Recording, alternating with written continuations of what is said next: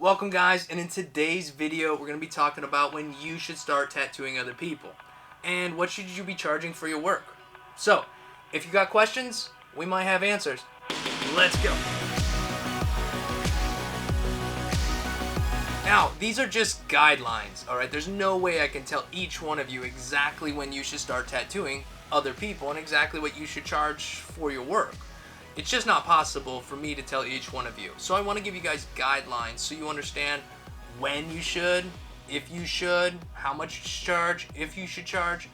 So I just want to make that clear that this is general guidelines, and again, it might not fit your case perfectly. So let's face it, all of you guys are at different locations in your tattoo education. Some of you are, just bought a machine yesterday, while others, you've been tattooing for a little while and have been practicing and honing your skills and trying to do things.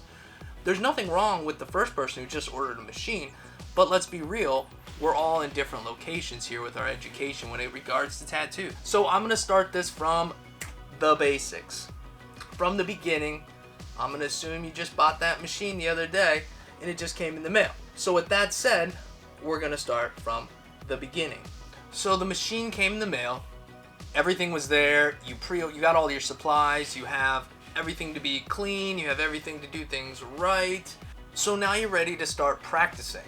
Now practicing is definitely by far the most boring thing because we're not here to tattoo fruit. We didn't get into this so we could tattoo some fake rubbery skin or anything like that. We got into this because we like art for the most part. I'm assuming we're artists, maybe not, it's fine. And we want to tattoo. We want to make cool art on skin, right? But this is just like anything else. You don't buy a hammer, a truck, and some wood, and now you're a contractor. That's not how it works, right? You have to hone your skills, learn them. So that's what we are gonna try to do, okay? And that's what you want to do. Hone your skills, practice. So again, we got fruit, fake skin, and there's various kinds of fake skin. So you can play around with that. The third thing is actual pig skin. I personally have never used actual pig skin, but from what I am told and what I understand, it is the closest you can get to actual skin. So if you're taking it really serious and you have access to actual pig skin, then give it a go. Try it out. You're only gonna be better off for it. And when you start tattooing fake skin, this is the time when you want to make sure you have some transfer paper, some stencil paper, so you can make a stencil, practice making that stencil, get used to that, and put it onto fake skin. And in the process, you're going to get a little bit more comfortable with making a stencil, putting the stencil on, the skin, if you will, and you're going to get to tattoo that. So try to enjoy that. Try to make practicing, literally practicing. You see yourself one day, and you're doing this, and you see little improvements. Those little improvements, don't let them go unnoticed. They're worth something. If you're moving forward and you're progressing and things are getting better and you're not hurting people, then that's awesome. And that's what you want to do when you're practicing. You don't want to waste all your fake skin. So go ahead and keep those tattoos on the small side and just get used to the hand movements and things like that. And then if you want to do things to the best of your ability, then if you can, get your hands on some pig skin, and that's going to really help prep you for real skin. Because if it's better than the other two practicing materials, and you're not hurting somebody by putting a tattoo on them when you're not sure what you're doing, then it's perfect to go for some real pig skin and give it a whirl. That'll really show you your flaws, areas that you're doing good at. So if you can, do that. Again, I never did, so you don't have to, but it will really help. Okay, so let's say you guys have practiced and you're ready. You have been at this fake skin and fruit for a while. You feel comfortable with the equipment. You feel like things are looking pretty good on the material that you're working on, and you want to move to skin. In my opinion, guys, I'm gonna tell you how I feel. If you haven't tattooed yourself, then you shouldn't be tattooing other people. That's like selling somebody a product without ever actually testing the product out yourself. So let's not do that, guys. Tattooing yourself can be great, but keep in mind you only have so much space and you don't want to put a bunch of junk on yourself right off the bat. I'm going to suggest you guys use the top of your legs. This seems to be the best place. It's a larger, flatter area, if you will, and it's kind of hidden, and you can always fix this stuff later if it's really bad, but we're trying to avoid that. Treat the top of your legs or any place on your body that you want to tattoo as valued real estate. because it really is. You only got 2 top of the legs to work on, so if you waste them now, then you don't have them later. I practice as I preach, guys, and even back 13 years ago when I was learning how to tattoo with no education, YouTube didn't have any videos really out there. I had a book that came with my kit that I bought off of eBay, but I read the heck out of that book to a point I understood as much as possible. I practiced on fruit for quite a while. I practiced on some fake skin I got for quite a while. And I'd finally worked up to the point where I was ready to, well, tattoo myself. I wanted to see what it was like. People were going nuts. Tattoo me, tattoo me, tattoo me. And I just wouldn't do it because, well, I didn't want to put junk on people. I didn't really know what I was doing. So I figured I better at least try it out. So I just want to include some photos here of myself. As you can see, this is the first time I had ever really tattooed skin before. I went with this cross. I had stenciled it on there.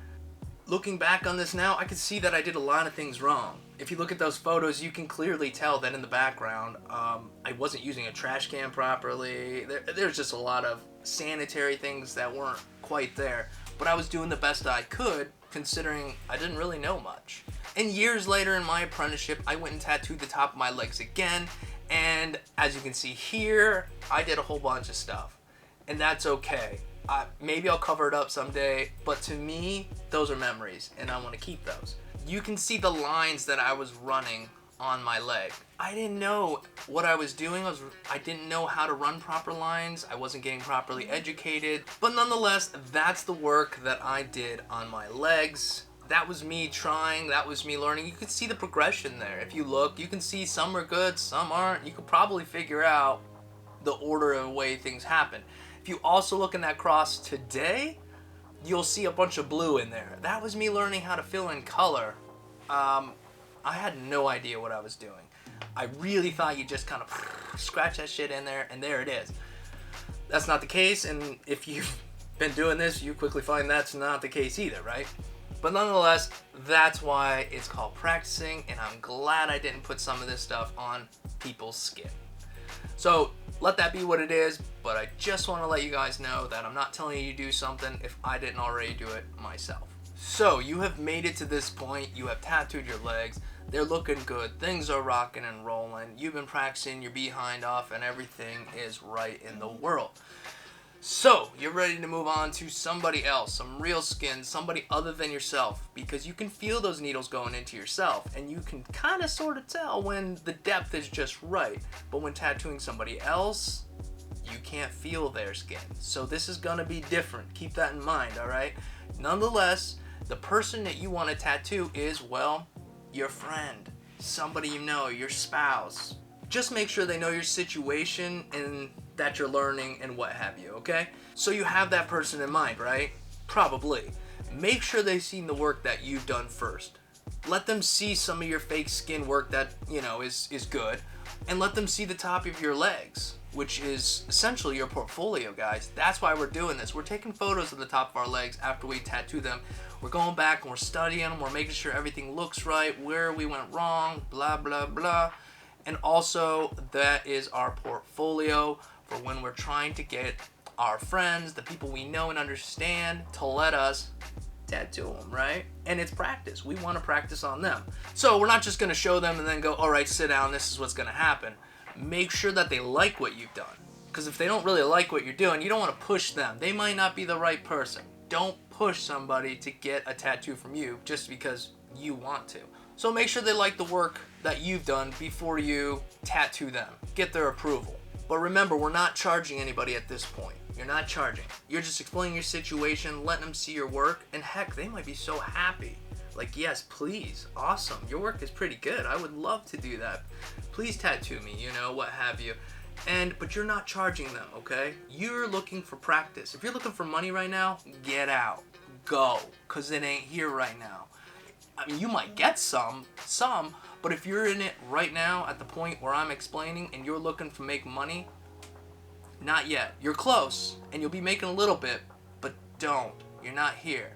I don't want to help you if you're just in this to make a bunch of money. So at this point, let's say maybe you've done a couple practices. You've practiced on a couple of friends, maybe a spouse or whatnot, and things are still going good. And you're loving it and they're loving it, okay? At this point, I think it's safe for the next person who wants a tattoo to tell them, hey, I don't mind doing that, but charge them for supplies. It might be $20 and that will cover the needle, a couple needles, the ink, it just depends, right? The paper towels, all the supplies that, well, you need to replenish, you can merely charge them for that. And that might be $20, $30. It just depends on your situation. But hey, at least you can restock what you're doing and somebody actually gave you money to tattoo them. It's a great feeling, so enjoy it. And if the people like what you did, they might tip you. They don't have to. You didn't tell them to tip you. You don't want to make them feel like they have to tip you. You're just practicing. But if they really like it, then they'll tip you whether you care or not. And what that is really depends on the quality of your work. It's not a necessity. They don't have to. Heck, they might not even know. So don't worry about it. It's just another way you might actually be able to make a few bucks and gauge how your work is. Because if they want to tip you, they probably like what you're doing. Quick side note, if you are in an apprenticeship, then you have the support of your mentor. So if you do make a mistake or have real hard time doing something or whatever, you have that mentor who's can and will and may step in and correct things. So you have a little bit of a buffer there. There's a little bit more of a comfort in knowing that, okay, this person isn't gonna walk out of here with garbage on their body. So if you're doing this at home on your own, whatever that case may be, you don't have that. You have nobody backing you. It's just you. And that is why I'm telling you the importance of practicing and making this a journey, a process. Again, don't be in this game to make money right now, because it's really not going to be that plentiful. You need to learn, hone your skills, take every opportunity to improve. That's what this time is. That's what the first year or so is all about. More or less, just depends on the person, really, and the situation.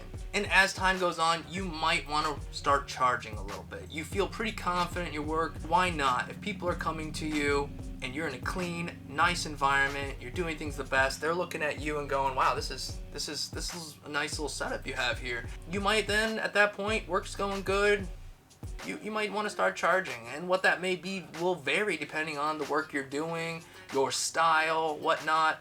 And again, I wouldn't worry too much about style at this point, guys. Don't pigeonhole yourself yet. As time goes on and you develop skills, then you might want to start pushing yourself towards one type of work versus another, realism versus traditional, whatever. Hourly rates can be difficult, especially when you're learning, because it might take you 3 hours what might take me or somebody else an hour to do. So to charge somebody $100 an hour, well, you just charge them $300 for a $100 tattoo. It doesn't necessarily work that way. So you need to kind of educate yourself on what tattoos are ranging in your area, what people are charging, and look at the work they're doing compared to your work, but make sure you're comparing styles too. So if the only thing that you've been doing is this, don't compare yourself to a completely different style. You just want to get an idea where you stand compared to other people in your area as far as skill level, time it takes to do tattoos. So it takes a little bit of education on your side to see how things are going in your area. But nonetheless, it's better to undercharge at this point than overcharge. I would say at this point, the best thing to do is really just charge for the job.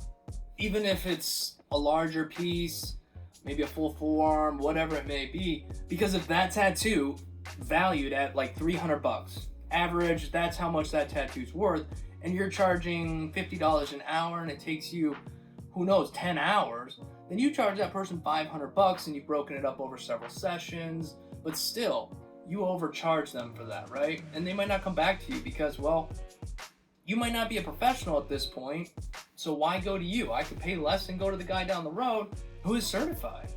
And I'm not telling you to keep your prices low so you can take work away from somebody else. I'm telling you, value your work for what it is worth, and the amount of time it takes you to do that is not the client's fault. If that tattoo, again, is only worth $300, then just tell them it's $300 and I'm going to work on this until it is perfect. We're looking at 2 sessions. I'm going to do this on the first session, this on the second, and if we need to, we'll do a third one, but don't worry about it. I told you it's $300. That's how much it's going to be. Bam. In this process, you are going to learn how much time it actually takes you to do tattoos, more skills in tattooing. Obviously, your skill base grows with every tattoo you do, and you're setting that person's mind at ease. They're going to pay you one price. They already know what it is. They can pay you up front. You can tell them half now, half later. However you want to do it depends on how that person knows you would probably be the best way to do that. Are they a friend? Well, you understand. You get where I'm going at. Remember, anybody can tattoo. Anybody can buy a machine, needles, ink, and put a tattoo in their body. The difference is that a good tattoo or is that a bad tattoo? Let's make good tattoos. Let's make that a priority, not the money at this point, guys. Good work. We're artists. We care about the work, so let's care about the work first. Money second. So with that, I hope that you guys learned something today, and if you did, smash the like button, subscribe if you haven't already, and ring the bell to get notifications when I post. And until next time, guys, peace.